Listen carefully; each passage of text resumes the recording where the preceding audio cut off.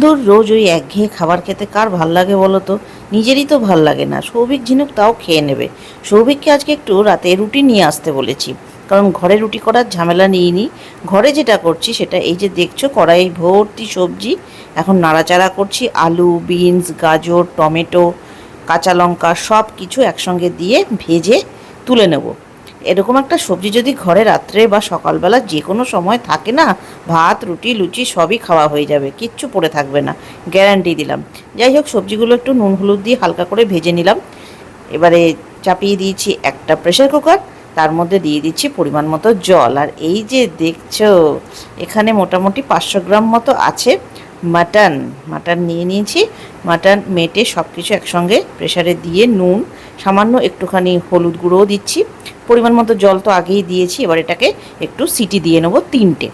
জলটা কিন্তু আমি এখানে 2 কাপ মতো ইউজ করেছি, খুব বেশি জল দেব না।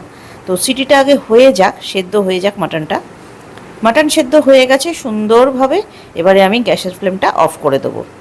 আচ্ছা, এই যে কড়াইটা রয়েছে, এই কড়াইটার মধ্যে যে বাকি যে তেলটা রয়েছে, তার মধ্যে এবারে দিয়ে দিচ্ছি একটুখানি তেজপাতা আর সামান্য একটু গোটা গরম মশলা ফোড়ন হিসাবে, এগুলো আমি অ্যাড করছি।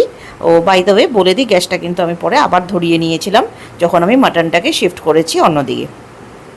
তো এখানে দেখো, গরম মশলাটা দেওয়ার পর একটু হালকা কালার এসে গেছে।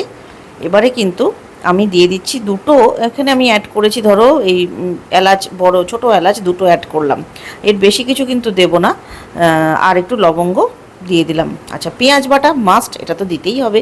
পেঁয়াজ বাটা না হলে তো হবে না। তা মোটামুটি একটা বড় পেঁয়াজ আমি এখানে একদম মানে মিক্সিতে পুরো পেস্ট মতো করে নিয়েছি। পেস্টটা দিলে না এটা টেস্টটা ভালো আসে। একটু যদি কেটে দেওয়া হয় তখন কিন্তু স্বাদটা একটুখানি মুখে লাগে। তো পেস্ট একদম যেহেতু, আর এর সঙ্গে আমি যেখানে এটা অ্যাড করব, আমার ঘরে যে তৈরি করা থাকে আদা, রসুন, কাঁচা লঙ্কা, ভিনিগার দিয়ে যে পেস্টটা আমি বানিয়ে রাখি, সেই পেস্টটাও অ্যাড করে দিলাম।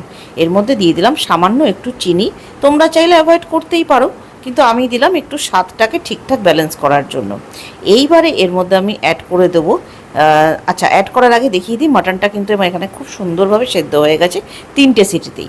আচ্ছা, অ্যাড করে দিলাম সবজিগুলো এই মশলাটার সাথে একটু ভালো করে কষিয়ে নেবো। কষানো ঠিক বলবো না, হালকা হাতে নেড়ে নেবো বলতে পারি। এবারে একটু দিয়ে দিচ্ছি হলুদ গুঁড়ো দিয়ে মশলা কিন্তু আর এখানে অন্য কিছু যাবে না। আর এখানে এই যে পুরো মাটনটা আর যে আমি 2 কাপ জল দিয়েছিলাম সেটা দিয়ে দিলাম, কারণ খুব বেশি ঝোল একদম সেই স্টু মতোই হবে জিনিসটা, এতক্ষণে সেটা তোমরা বুঝেই গেছো। আর দুধও অ্যাড করে দিলাম।